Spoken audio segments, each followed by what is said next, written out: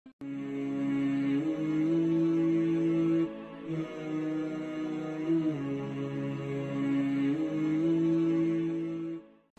বিল্লাহি মিনাশ শাইতানির রাজিম। বিসমিল্লাহির রহমানির রহিম। আমার প্রিয় দর্শক ও শ্রোতাবৃন্দ, আসসালামু আলাইকুম ওয়া রাহমাতুল্লাহি ওয়া বারাকাতুহু। আজ পবিত্র রমজান মাসের 11 তারিখ। সুতরাং সর্বপ্রথম আজকের দিনের দোয়া পড়ব ও তার তর্জমা করব। তারপরে আজকের রাত্রে কত রেকাত নামাজ পড়তে হবে সেটা বলবো। অবশেষে আজকের দিনের ইসলামিক ইভেন্টস বা ইতিহাসে কি ঘটেছিল সেটা আপনাদের সামনে তুলে ধরব। তো আসুন সর্বপ্রথম আজকের দিনের দোয়া পড়ি ও তার ব্যাখ্যা করি। বিসমিল্লাহির রহমানির রহিম। আল্লাহুম্মা হাব্বিব ইলাইয়া ফীহিল ইহসান ওয়া কাররিহ ইলাইয়া ফীহিল ফুসুকা ওয়াল ইসয়ান ওয়া হাররিম আলাইয়া ফীহিস সাখাতা ওয়ান নিরান বিআউনিকা ইয়া গিয়াসাল মুস্তাগীসিন। আল্লাহুম্মা সাল্লি আলা মুহাম্মদ ওয়া আলি মুহাম্মদ। হে আমার প্রতিপালক আল্লাহ রাব্বুল আলামিন, আজ আমাকে অন্যের সঙ্গে নেকি করার তৌফিক দান করুন।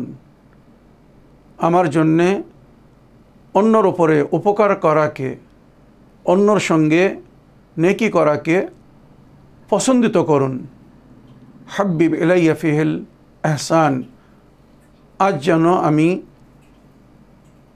আনন্দ ও সানন্দের সঙ্গে অন্যের সঙ্গে নেকি করতে পারি, অন্যের উপরে উপকার করতে পারি, অন্যের উপরে ইহসান করতে পারি। এটা আমার মনোনীত ও পছন্দিত কাজ হোক আজকের দিন। ওয়া কাররিহ ইলাইয়া ফীহিল ফুসুকা ওয়াল ইসয়ান। আর আজকের দিনে আমি যেন সমস্ত প্রকারের ফিস্ক ও ফুসুক এবং ইসয়ানকে অপছন্দ করি। ফিস্ক ও ফুসুক শরীয়তের হুকুমকে অমান্য করা ও অবহেলা করা, আল্লাহর হুকুমকে পালন না করা, নামাজের সময় নামাজ না পড়া বা অন্য সমস্ত ইসলামিক কর্তব্য বা দায়িত্বকে তার সময় পালন না করাকে ইসলামে ফিস্ক ও ফুজুর বলা হয়েছে, বা সেই সময় জঘন্য কাজ করা, অন্যায় করা, পাপ করা। তো আল্লাহ আজকের দিনে যেন আমি অন্যায়কে, পাপকে অপছন্দ করি, অন্যায় বা পাপের কাজ, গুনার কাজ থেকে যেন বিরত থাকতে পারি। ওয়া কাররিহ ইলাইয়া ফীহিল ফুসুকা ওয়াল ইসয়ান। সমস্ত প্রকারের ফিস্ক ফুজুর এবং ইসয়ান মানে পাপ থেকে যেন আমি মুক্ত থাকতে পারি, এগুলোকে যেন আজ অপছন্দ করি। ওয়া হাররিম আলাইয়া ফীহিস সাখাতা ওয়ান নিরান। আল্লাহ রাব্বুল আলামিন, আজ আমার উপরে আপনার ক্রোধ, আপনার রাগ এবং জাহান্নামের আগুনকে হারাম করে দিন। অর্থাৎ আজ যেন আমি কোনো এমন কাজ না করি যেটা করলে আপনি আমার উপরে রাগ করবেন, আমার থেকে ক্রোধিত হবেন এবং আমাকে জাহান্নামে ফেলবেন বা আমি জাহান্নামের প্রাপ্তি হব। সুতরাং এমন কাজকে আমার উপরে হারাম করে দিন। হাররিম আলাইয়া ফীহিস সাখাতা ওয়ান নিরান। আপনার আযাব ও গজবকে আমার উপরে আজ হারাম করে দিন। বিআউনিকা ইয়া গিয়াসাল মুস্তাগীসিন। আপনার সাহায্যের মাধ্যমে আপনি তো সমস্ত ফরিয়াদির ফরিয়াদকে শোনেন, আমার ফরিয়াদকে শুনুন আর আপনি আমাকে সহযোগিতা করুন। আজ যেন আমি নেকিকে পছন্দ করি, ফিস্ক ও ফুজুর ও পাপকে যেন অপছন্দ করি, আর আপনার আযাব ও গজব থেকে যেন মুক্তিতে থাকতে পারি। আল্লাহ রাব্বুল আলামিন আমাদের সকলের পক্ষে আজকের এই দোয়াকে কবুল করুন। আমিন ইয়া রাব্বাল আলামিন। এবারে আজকের রাত্রে আমাদেরকে কত রেকাত নামাজ পড়তে হবে আর কিভাবে পড়তে হবে। তো আজ 11ই রমজান, আজকের দিনগত রাত হবে 12ই রমজানের রাত। সুতরাং 12ই রমজানের রাত্রে আমাদেরকে 8 রেকাত নামাজ পড়তে বলা হয়েছে। মনে রাখবেন, আজকে রাত্রে 8 রেকাত নামাজ পড়তে হবে, 2 রেকাত করে সকালের নামাজের মতো। তবে এই নামাজে নিয়ত হবে আমি 12ই রমজানের রাত্রের 2 রেকাত নামাজ পড়িতেছি কুরবাতান ইলাল্লাহ। আর প্রতি রেকাতে সূরা আল হামদ পড়ার পরে 30 বার সূরা ইন্না আনজালনা পড়তে হবে। মনে রাখবেন, প্রতি রাকাতে একবার সূরা আল-হামদ আর 30 বার সূরা কদর, ইন্না আনজালনাহু ফি লাইলাতুল কদর। নামাজের শেষে তাসবিহ জাহরা সালামুল্লাহ আলাইহা পড়বেন, মানে 8 রাকাত নামাজ হয়ে যাবে। তারপরে বিবি জাহরা সালামুল্লাহ আলাইহা তসবিহ পড়বেন। তারপরে আজকের রাত্রের বা মাহে রমজানের রাত্রের যে সমস্ত দোয়াগুলো পড়তে বলা হয়েছে ওই দোয়া পড়ে আল্লাহর কাছে দোয়া ও মোনাজাত করবেন। আপনদের জন্যে, প্রতিবেশীদের জন্যে, আত্মীয় স্বজনদের জন্যে, বন্ধুবান্ধবদের জন্যে, সকলের জন্যে দোয়া করবেন এবং আশা রাখি আমাকেও দোয়ায় স্মরণে রাখবেন। এবারে আজকের ইসলামিক ইভেন্টস কি, মানে ইতিহাসে আজকের দিনে কি ঘটেছিল 11ই রমজান। তো আমাদের নিকটে একটা বড় গুরুত্বপূর্ণ ব্যক্তি ছিলেন আল্লামা আবদুল্লাহ আল মামকানি। আজকের দিনে উনি ওয়াফাত পেয়েছিলেন। ওয়াফাত আল আলিমুর রব্বানি সাহেবুল কিতাব সহিফাতুল আবরার, রুহোं का सफ़र व मिरअतुर रशाद আল্লামা আবদুল্লাহ আল মামকানি, আল্লাহ রব্বুল আলমিন ওনার রুহকে শান্তি দান করুন। উনি অনেক কিতাব লিখেছিলেন, তবে তার মধ্যে ওনার 2টি কিতাব খুবই বিখ্যাত।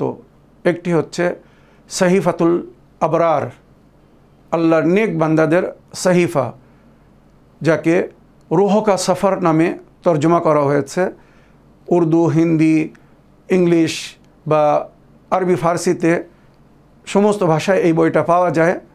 তবে বাংলা ভাষায় এর অনুবাদ হয়েছে কিনা বলতে পারবো না। তবে এই বইটা যদি কেউ একবার পড়ে তো সে নিজের পরকাল সুন্দর করবে। মনে রাখবেন, রুহ কা সফর অবশ্যই একবার পড়বেন জীবনে। আর মিরাতুর রশাদ মানে হেদায়েতের আয়না, তো এই বইটা জীবনের জন্য খুব অতি উত্তম বই। যদি কেউ মিরাতুর রশাদ একবার পড়ে তো সুন্দরভাবে কিভাবে এই দুনিয়ায় জীবনযাপন করতে হবে সে শিখে যাবে, জানতে পারবে। আমাদের ব্যবহার, আমাদের চরিত্র, আমাদের কার্যকর্ম এই দুনিয়ায় কেমন হওয়া উচিত, কোরআন ও হাদিসের আলোতে উনি ওই বইতে সব কিছু লিখে দিয়েছেন। বইটার নাম হচ্ছে মিরআতুর রশাদ। মনে রাখবেন, তো এই বইটা জীবন সাধন বা সুন্দর করার জন্যে একটি সুন্দর বই। আর এরপরে যখন আমাদের পরকালের সফর শুরু হবে, আলমে বারজাখের সফর শুরু হবে, তো আমাদের ওই সফর কেমন হবে ওটার জন্যে যে বইটা লেখা হয়েছে সেই বইটির নাম হচ্ছে রুহ কা সফর, মানে রুহের সফর, কিভাবে কবরের মঞ্জিল থেকে নিয়ে পরস্পর সমস্ত মঞ্জিলকে তয় করে আল্লাহর দরবারে আমরা হাজির হব। অবশ্যই বিচারের দিনে রোজে মাহশার আল্লাহর সামনে আমরা হাজির হব। তো মরার পর থেকে নিয়ে আল্লাহর সামনে হাজির হওয়া পর্যন্ত এই যে আলমে বারজাখের সফর, এটা কেমন হবে ওই বইয়ের মধ্যে পরস্পর সব কোরআন ও হাদিসের আলোর সঙ্গে লেখা হয়েছে। এত সুন্দরভাবে লেখা হয়েছে যে ওই বইটা যদি কেউ একবার পড়ে তো সে নিজের পরকাল সম্পর্কে একবার না 1000 বার চিন্তা করবে। মনে রাখবেন, তো রুহ কা সফর ওই বইতে যে সমস্ত ওয়াদি ময়দান দিয়ে আমাদেরকে যেতে হবে, সেই সমস্ত ওয়াদি ও ময়দানের মধ্যে একটি ময়দান যার জিকির উনি বিশেষ করে করেছেন, যেটা মুমিনের জন্যে বা মানুষের জন্যে বড় কঠিন হবে, আর সেটা হচ্ছে ওয়াদিউর রমজা। মনে রাখবেন, এই যে রমজান মাসে আমরা রোজা রাখি, ক্ষুধায় পিপাসায় থাকি, আল্লাহর উপাসনা ইবাদত করি বা আল্লাহর উপাসনা ইবাদত করতে বলা হয়েছে। কেন এই রোজা রাখতে বলা হয়েছে এটা তখন বুঝতে পারবেন যখন আমরা ওয়াদি রমজা থেকে পার হব। মনে রাখবেন, আমাদের আমাল নামা আমরা যখন মারা যাব তো আমাদের সমস্ত নেকি আমাল বিশেষ বিশেষ রূপে ডাব্বায় সিল করে আমাদের গলায় ঝুলিয়ে দেওয়া হবে।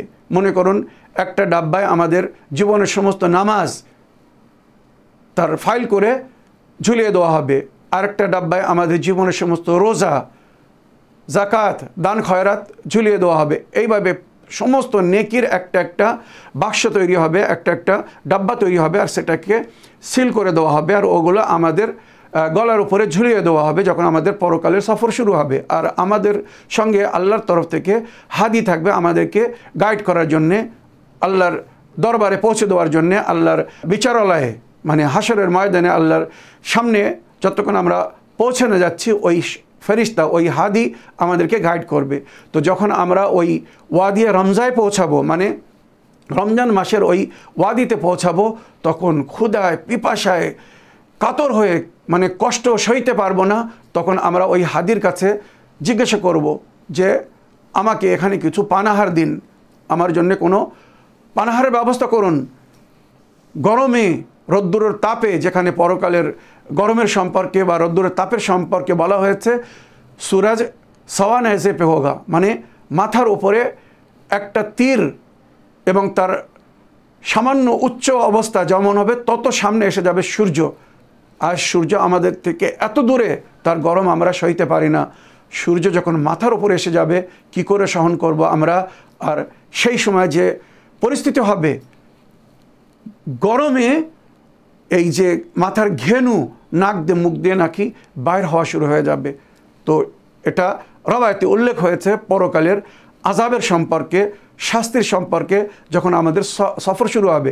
তো ওয়াদিয়ে রমজায় যখন আমরা ক্ষুধায় পিপাসায় ক্ষুধিত বা পিপাসিত হব, তখন হাদির কাছে আমরা প্রশ্ন করব যে আমাকে কিছু পানাহার দাও। তখন হাদি আমাকে নিকটে ডাকবে আর ডেকে রমজান মাসের যে বক্সটা, ওই বক্সটা খুলে তার ভিতরে দেখবে যে আমি রমজান মাসে রোজা রেখে ক্ষুধায় পিপাসায় থেকে পরকালের জন্যে পানাহার প্রোভাইড করেছে কিনা, আমি আমার পরকালের জন্যে পানি বা খাদ্য জমা করেছিলাম কিনা, বা দান খয়রাতের মাধ্যমে, জাকাত ও খয়রাতের মাধ্যমে নেকি আগে পাঠিয়েছিলাম কিনা। মনে রাখবেন, ওয়ামা তুকাদ্দিমু লিআনফুসিকুম মিন খাইরিন তাজিদুহু ইনদাল্লাহ, যে আগে থেকে নিজের প্রতিপালকের দরবারে পাঠিয়ে রাখবে সেটা সেখানে উপস্থিত পাবে। সূরা মুজাম্মিলের মধ্যে যেটা ইরশাদ হয়েছে আল্লাহ রাব্বুল আলামিনের।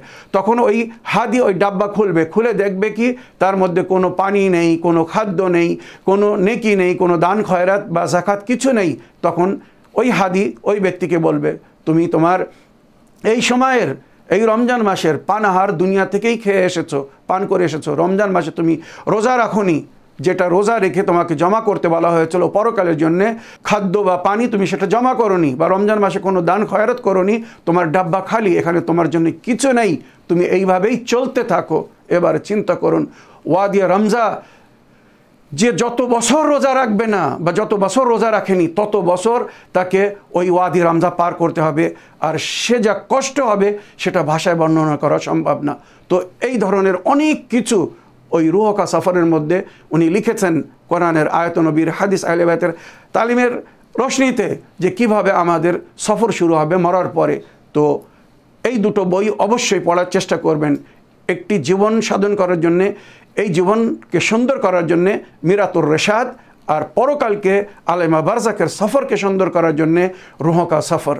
আল্লাহ রাব্বুল আলামিন আমাদেরকে নেক তৌফিক দান করুন, আমরা যেন এই সমস্ত সুন্দর বই থেকে শিক্ষা লাভ করে নিজের জীবনকে সাধন করতে পারি, সুন্দর করতে পারি।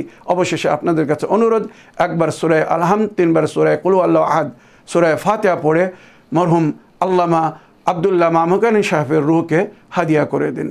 আল্লাহুম্মা সাল্লি আলা মুহাম্মদ ওয়া আলি মুহাম্মদ।